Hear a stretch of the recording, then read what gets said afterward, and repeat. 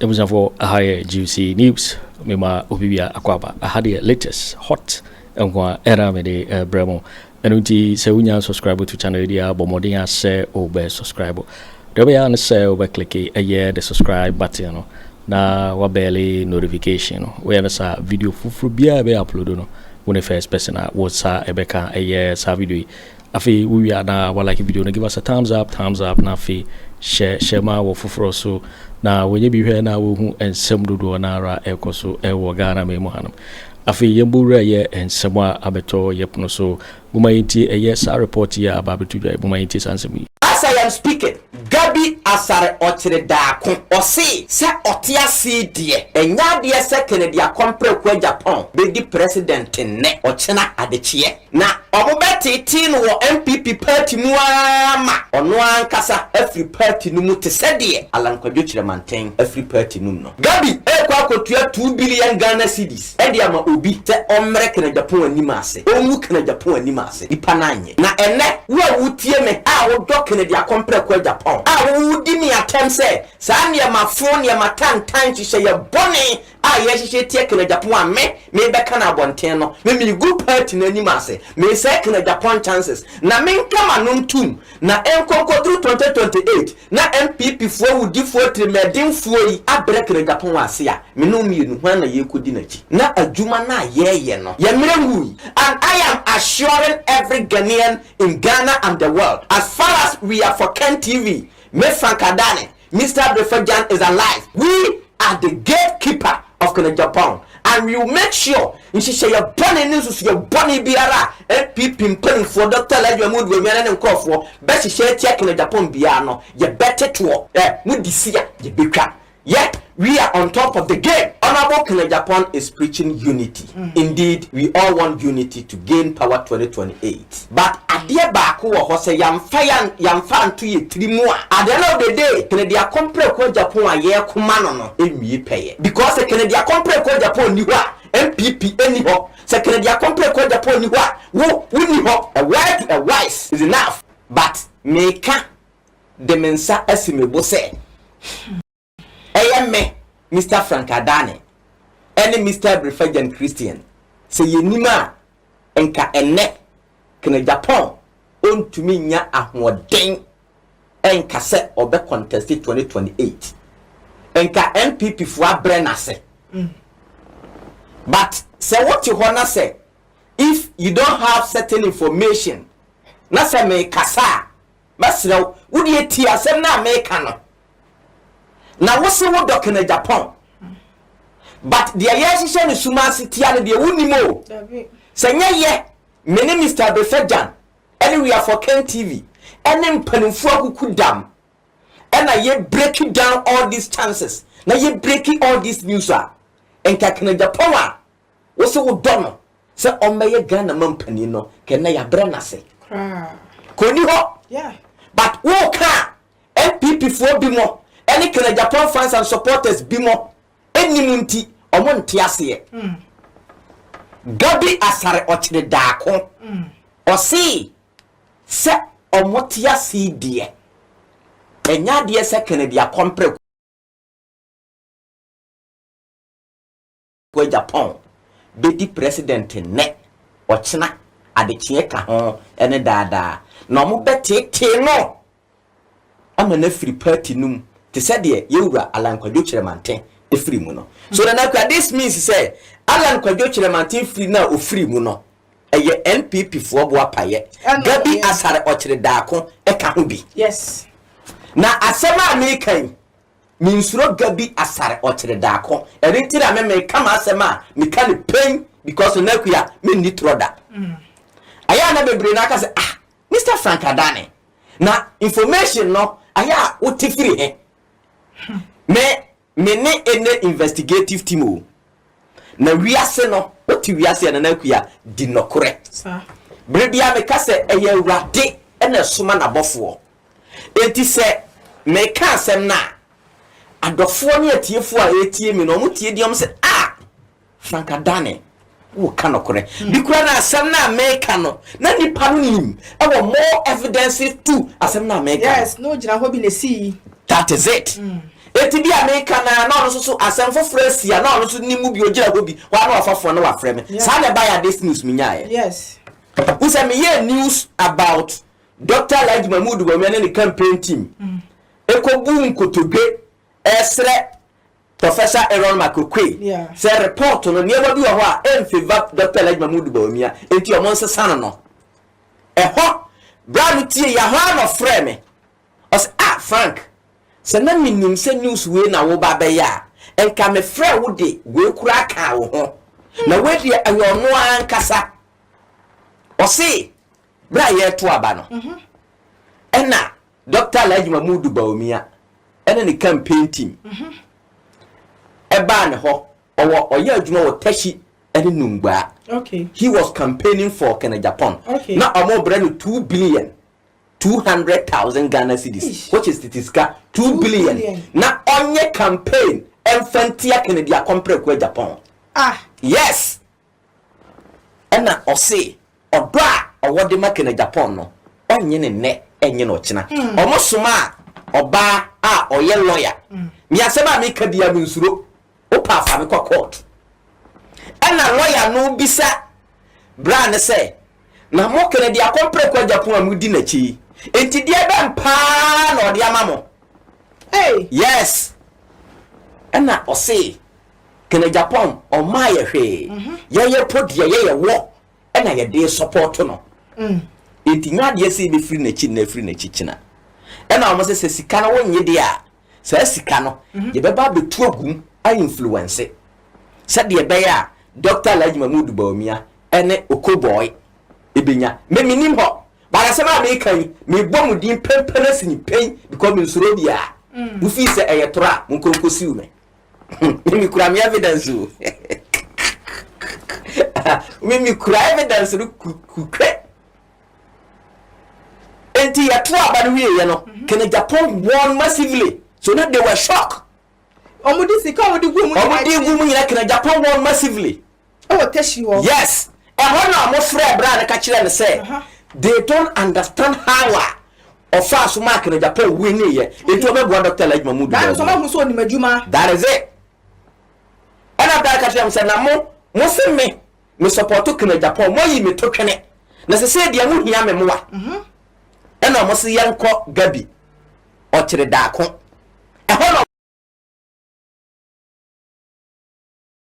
Kopie Gabby asare otchere darko ne office I want laboni Gabby office won laboni me die minim se me boa Gabby yes o office e won laboni e ho e na mo kohia ye e ho na Gabby e ka kire bra ne se onko kan kire Kennedy Agyapong Kweku Agyapong se omo e man me di president ne e me di president o china gise o support Dr. Mahamadu Bawumia yes na kwa omo fa so etete alan Kojo Kyeremanteng mani free party num no saa na omo de Kennedy Agyapong be fa so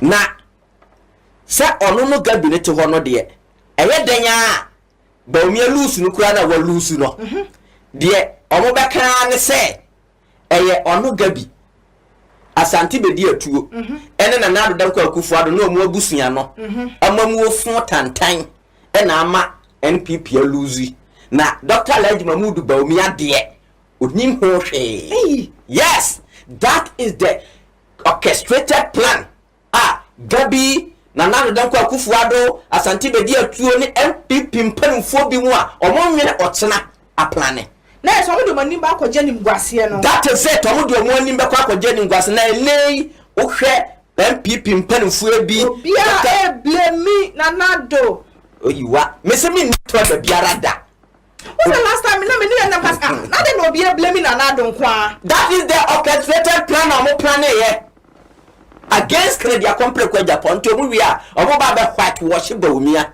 aka se eye na nado ne na busuamfo Gabby eni Bediatuo mo ena yeye na we see na nakuya senka omo plan sa asem we na nka omo plan year edwena ho se nipa nka they see say even a greatest mistake yeah because ya wo Gabby Asante Bediatuo nanado ne nabusunya na moyema NPP lose a na sa ni pakoro ya so mo so na mo se mo de Dr.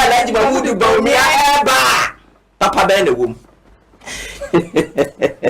ewa se nyame amma wunyansa na unya nyansa eye bonsam na eye bone a uwie ya pe na etese de kontomponi a ekwan bia na wo ho unya ba bi obedwane afa but se wudi no kura abra na abra nyina no kwan beto ho se de be ya always there is an escape route. Gabby anwene nkwa akiri ehunu se omo si omo ba daji blame no se omo na omo ama MPP lose no omo asoso na omo de Dr. Mahamadu Bawumia na eba na esimpo na araba ena oma sanso anwe hunu se eye yewura na nado so wono akasa ne fans ko fo mo don genulia omo so betimi asori de tie eye yewura Bawumia sa da na mo bibia mo de hye na nado so no ka na that is it and na moreover another one so say woman say say na Dr. Mahamadu Bawumia was the vice president ono na esese otenetere na nado dan kwa Akufo Addo na se wantimi anya akokoduro ama Gabby oro na nya minister onya hwe Asante Bediatuo onya hwe omo position enuru ono vice president etinya take control aye niema ensem fata e de atia Ghana ama party na nim agu ase na Dr. Mahamadu Bawumia ntimi anka hwe de be na kire se oye competent enough so betimi adi Ghana so so these two logical questions obi biara otie mi bia no we put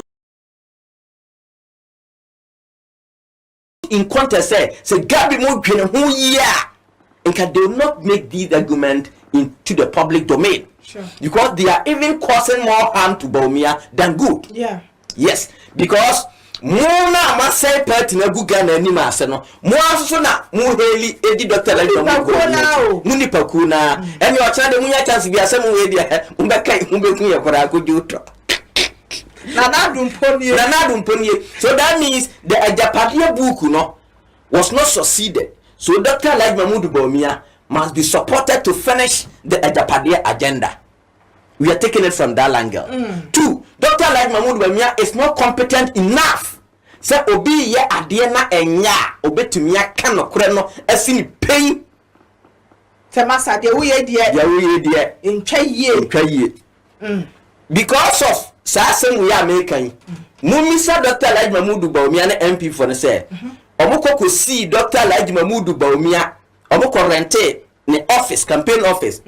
Ewo area be a friend shelter DK poison dan na ye owura be friend DK poison there that office no na Dr. Mahamadu Bawumia no current ye just to disturb Kennedy Agyapong ni na wo teshi ho no teshi nungwa yes e wo teshi ho wo de teshi fo a etie me ni Ghana fo munim area ho se me boa mo ka se Frank asema wo kan die wo boa and Henry Cote is aware Henry Cote asema ya American me say woni mu bi sa wo se me boa go and sue me and I'm mra bonte me ka se Frank Adane wo boa me need to the biara da na me ka kire Ghana for NMPP for say yen we are for Ken Mr. Abrefajan Christian NMF Frank Adane we are the gatekeeper of Kennedy Agyapong. We are the watchdog of Kennedy Agyapong. We are the articulator of Kennedy Agyapong. Now anything I'm obey no mupa muni asempa me Frank Adane panie tofom mete so a meba beka though Kennedy Agyapong is preaching for unity good wherever there's unity there is peace and tranquility and there is success at the end of the tunnel but he who wants to be clean must be equity yepe and carbon no prayer must be our hallmark. Dr. Mahamadu Bawumia ne MPP mpanifo bi mo madwe money mo hyehyɛ bone mo susu bone a mo di tia Kennedy Agyapong no munyai sayasi obi enchi obi nwea ma obi emfa obi so anum enye kwan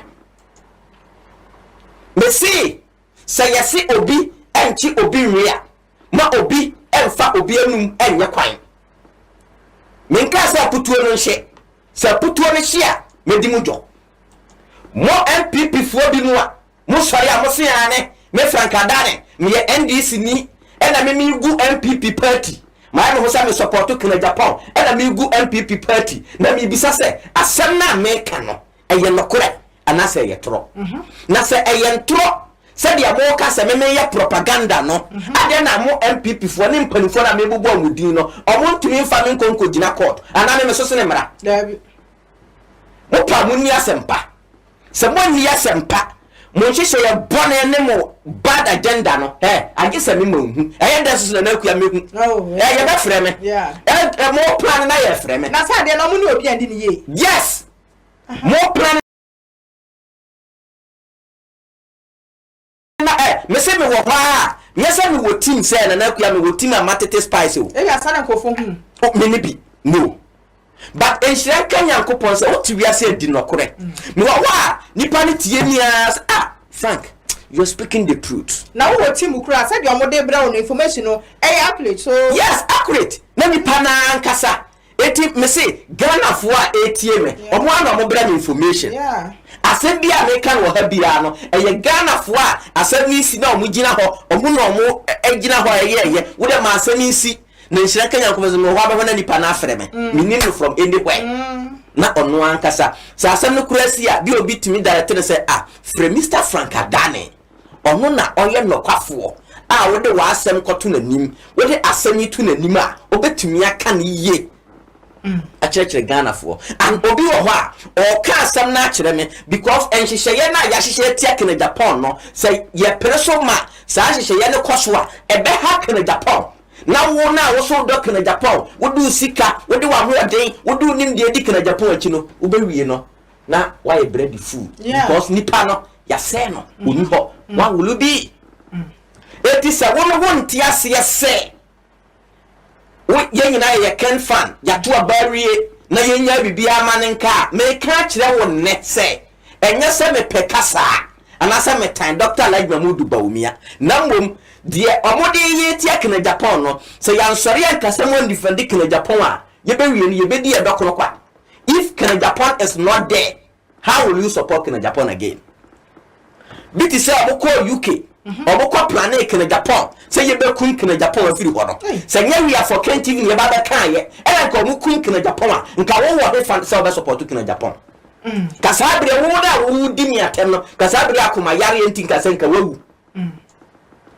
eti me ka kire wo ne say kukuru ni jaya kike no be jai me wo we say me asem ma ya me ma meka me nya obi a me set agenda o eti se Dr. Mahamadu Bawumia ne MPP fo no omo fa nhyehyɛ ye bone enwu na akom so mo di tia Kennedy Kweku Agyapong a me Frankadane me ma bonten da mostly ya na bi kura ka se na wo Frank adan na wo twan ma omo ye wi ansa na wa ba beka na me say me the way I am and the way I do my politics I don't like hatred or propaganda but wo ye na me hu se enya na me so ma ba ba chirim eti mesre Kweku Agyapong fans and supporters ne MPP for me na me boa MPP party ama MPP party aye akono but me ma obi ense wa against we are for Ken TV na yes party no na se mo se mo do Kweku Agyapong a MPP for bi mo Dr. Mahamadu Bawumia krofo bi mo mo so mo do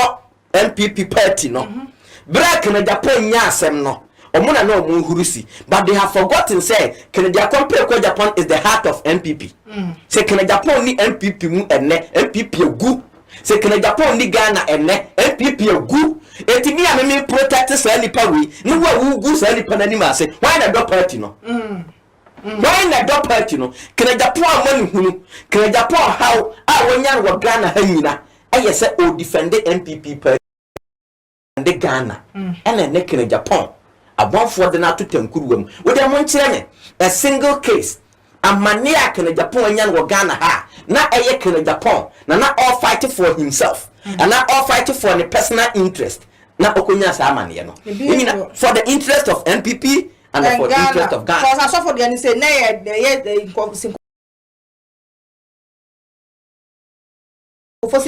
that is it and the nay ama ensore ma no bebre na ni ada ho Oh, asafo na kwa ba manta ba. Yes, bebrani ada ho. Anomo anka se nim se eya za tala na no mo ye. Yes. Eti se Kennedy Agyapong yi Ghana fuoi ahia fuoi efri sa ayi amane we especially abrochirefo se dey asofo ye sie die abrochirefo sika no na ne abrochirefo de me se na se omo ne ma Kennedy Agyapong eti se we asofo we omo ne o kasa we start ya no wo say agenda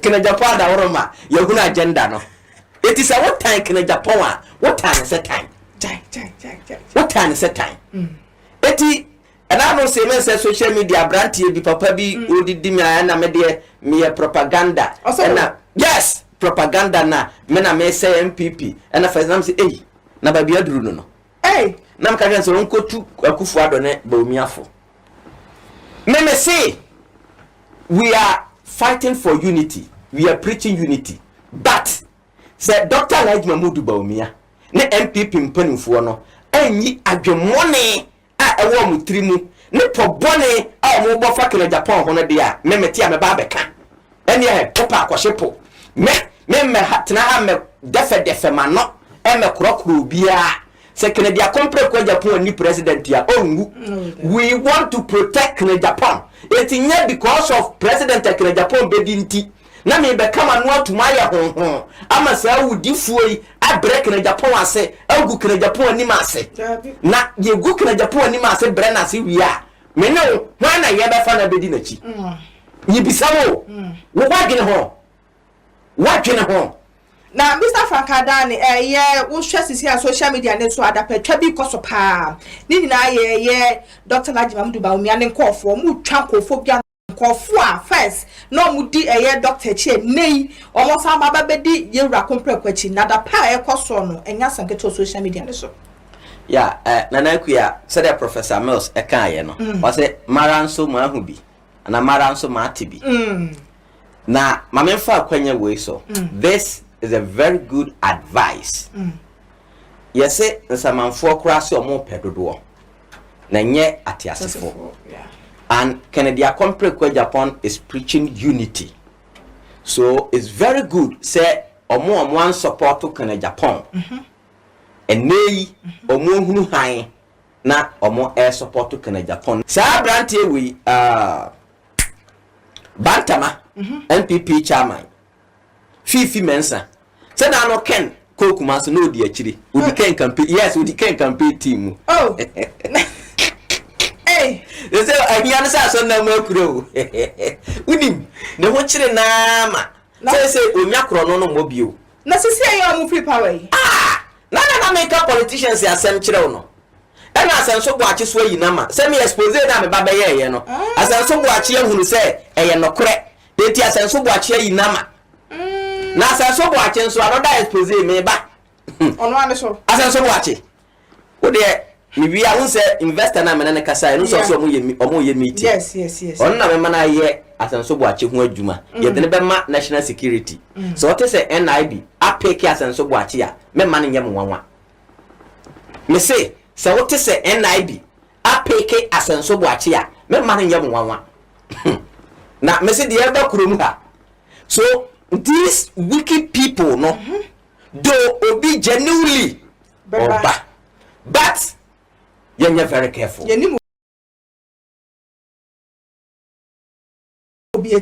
That is it.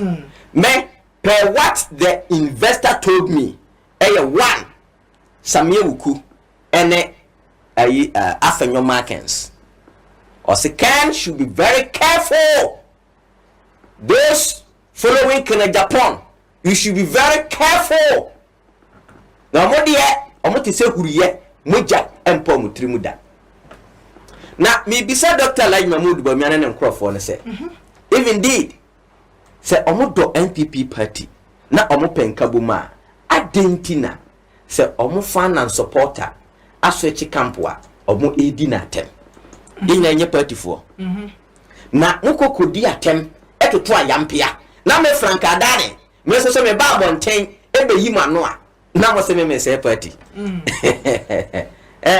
this 2028 no bagawaya me see no bagawaya udi si ye betwa said the year 2023 2024 no na ye di yani ana na ehwemo.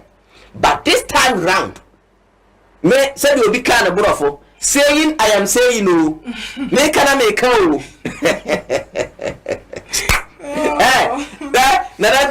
the evidences and the video evidences that I have about Dr. Mahamadu Bawumia, ne MPP for now, omudi Dr. Mahamadu Bawumia chino. Me ka se me dibi ba kurum ha won se ne kurum ha. Mo se ne kurum ha no tira me bom kokono. Me dia makoso abo kokono. Agro na mudi no, mo fi susa. Enti munyai. Yeah, we are on top of the game. Ye ni muslimo, ye want information slimo. We have the gurus more than you. Nti munyai agro na nye emwamo. Mo de sa ko nya 38.2. Mo sua hwin film. Me kana me kawo. MPP for. Muntu Dr. Mahamadu Bawumia ne nkrofo fu. Na me de information no e brand du ho he. Oya me de meka. As far as I know, on Tiasia go and see me. Be this a free more pare. And in enough of war, air fresh or more pamachawi, mean you watch our panel. Oh, now the walk on a day. I don't was it or patch off. Our friend and one man and crop for fresh frame, so patch out. Oh, my godmother, no, na Cecilia, more person, almost support to Kennedy Agyapong. Now the way I see a good and no support you see. Yeah, not the thought to say. The kind of behavior that they behave in politics, you know. So they are because of about 20. Now you so born so no. Omufi say me say na mete. Oh, okay. So omode say o omo nyina ba be support to Kent no. Men kama no ntum na born na omo adi no. Omo form ho nko. Na be support nai. Senka obi a senka ba be kan okay, we dey support to Kent dia. We dey magya bia. Medamente sa afekra na wo hye me abufuo eti wo awadi bone America wo ho asem bia wo da wonte ase go and sue me in court ko sue me court na wo yesa wo be pachaw afekra na megu ani ma sekese afekra na wa hye me abufuo. And the kind of politics that we are doing me kase na nakuya Kennedy Agyapong is not becoming the president for only a political party. No. Ghana eti MPP for ne NDC for nyina ye ba beto ba ma Kennedy Agyapong. After you were John Dramani Mahama, Kennedy Agyapong is the best candidate to lead this country. And he is coming. Yes, that is what we are preaching. It's not about partisan. Enti yanti asiye. Na yenyai agwemone no. Agwemone na ye trimu no yenyai. No Dr. Mahamadu Bawumia na nkrofo no. Maye mo ho to sede. Moye han bofo no. Mudi bone ewie na mo nenam suma ase papa chew. Ye kokra mo se mayenka. Na den na mudi bone no wie ye. Mo ma han mu me pachew. Na ye hu se mo bone se na maye na mo pachew. The righteous politician Kennedy Agyapong na oye mistake ya. Utumi ba bonten ebe pachew. Ka se if I have done a mistake, forgive me and let's move on. We also saw why I'm from Subiano. Maybe I chow, young query. Now it doesn't mean say we also so koshot sumase koswana di bone. Me say as far as we are for Ken TV, Mr. Befejan, let me frankadane yetiasi there. We are the gatekeepers of Kennedy Agyapong and we are the watchdogs of Kennedy Agyapong. And we are going to watch you. Hey, me say moya we the baba. Na Bra Frank, Confrère ko na o ka chen PPM na no mo tia konwa so ka che mo say momra bonte me pa Ghana fo chew. Na mo ni mu pa chew ada na mo ntimi me pa chew mo ye kokoti chenchen se mo pa cha fe na mo bu nkotodie bo suma se. Yes. Na bia azawa wakai kura baba kai. Wudi Bulgaria. Aye. They're blind. So the me be court my ram say emma. Na we na why I say dan Dr. Mahamadu Bawumia be president. Oh no. Yes, na Kennedy Agyapong agenda na be no. Na obi a wo se ye mimi gu ani ma ase. Na who did Mr. Befejan attempt. Yes. Winim o say video ya oye. We dia only di Kennedy Agyapong attempt. Obey analysis. Enti Mr. Befejan enhwe ye na krama no amfa the video. Me na ode no. Me no de no. I say who say me ma fa video no. Aye analysis ya exposing na. I do what the be Mr. Befeja no. Ane papa bi o ti Medina. Ana ne mo nyina ya aka. Oh yeah, you want man FM. Mr. Oheneba no udina terms are. Yes. That is how this guy is. Odo akasa yesoma no Bawumia na etua oka. Se di Kennedy Agyapong atem. So de me be kokko. Me kan say kaboge wo de be ko. I am waiting for you. Bawumia na etua woka wo sabi ni freni ete se anka Bawumia ehunu nyansa kira wo nyansa se wo ye ni freni wo ye disability. Use your disability and intelligence to tell the world say no, disability is not inability. You can do something. Use it to promote the Ghana Blind Union, the Ghana Disability Union. But Dr. Mahamadu Bawumia no say obepe president edino na wa mausika sabi wanhwa wo yarefo a wote se na osi didi odefo sikani ni petitio Kennedy Agyapong didi na tem wonfa wani sei ehu ni da na so nya ene wo hu bread fu ene wo hu Dr. Mahamadu Bawumia na wudi nachi edidi mpanfo gu mpanfo ni ma ase no ene 38.2 so didi mahama tem na NDC for 3 membre di mahama na NDC for nyina tem Bulgaria meseme na NDC for 3 membre nka this boy he cause komo na boss wan kasa na Mr. Fan ono de ne woni tim de ne wo hu pa ono kasa kofoti na say sabi oya danya uko gaso eden obehia sabi obakwase ya Cecilia so ni mu aso that is it he me say NDC for one se me no mo nka internet kwanka onye bi no de aye de oti social media hoye no we nka be ma no we ono no usa so I don't want to waste my time nka de ya chaloto se no nka no bi ne de be ye no unya internet ukita computer ukita phone enya adwuma eno no di chairman atem yes ono no di chairman atem Bulgaria me so Bulgaria sa nka no phone say nka ponto for 1 million bien go de be ye adwuma Bulgaria opa the computer everything nka the camera no use nka bien what de be ye adwuma the better say we control the engineering in the world na ono na brafang ebia no bia wo hu hwe otimi dware de oh no oh say man for no mu dware no oh ram the sister no bia nya adwuma o ono otimi yale o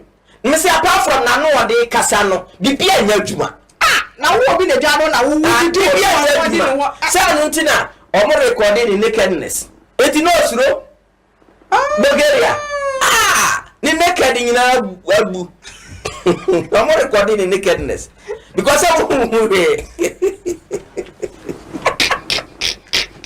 and but he's very lucky there. You see, you don't have right to post naked on the social media. Yes. You know, but I'm not say you aware. Oh, but nakedness. Yes, I'm all for the when nakedness. I don't know where I'm about. No where I'm about. What did I'm about brat? Yes. Messi way, can send a signal? We signal. Can won't even find your duma, name find your duma channel. O phone bien when and commit me dear duma. The bachelor say yes, we know it. But Unusha Bulgaria, we are small. Now Dr. Mahamadu Bawumia and Kwabena dear. Messi Omunina ye. Omunina ye. Nasapa say your mother back 2024. Somebody back inshallah. Mark on the wall. We are mark on the wall. We be who dey besi. Yan pilio. O dear, make America. Na o dear, mon family woso. Na one on who say yes, you could ye. Now, Mr. Frank, I must have my last question. Na a year, Odra Gabby asare otchere darko. Na a day to me pa no what say, obetin the session waka says, Semetia si pa dear. A compare puntimi and your man penida. And I say, no fan president. Na so in your president you. That you said you see that time no me yes.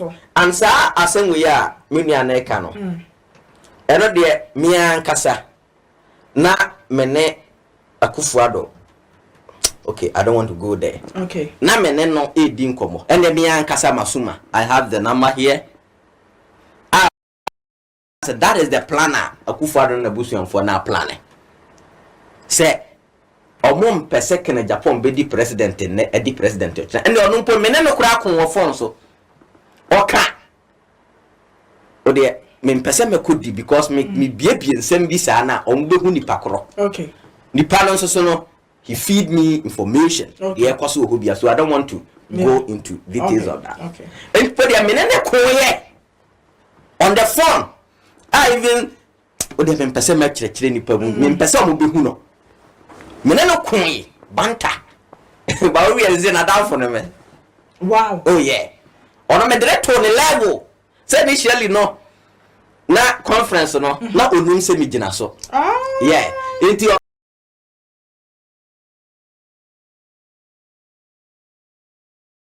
kasa ya no etu mi sa akom na me se de be nyina ya wo de e na popa na ne tete ma ya ho a we na me de wo na fe na da fo ne me eti na me ka se aje se parianto o be ka kire me so yeah. Eti for what they are doing no nse na se unya tumia ya no wura fi bibia o se ka bi mo na we do no mo fi se wi ase ne de anu no because they have the powers until they can control everything. Etina na mo wa ko duro na ka Gabby, who is Gabby? He's nobody.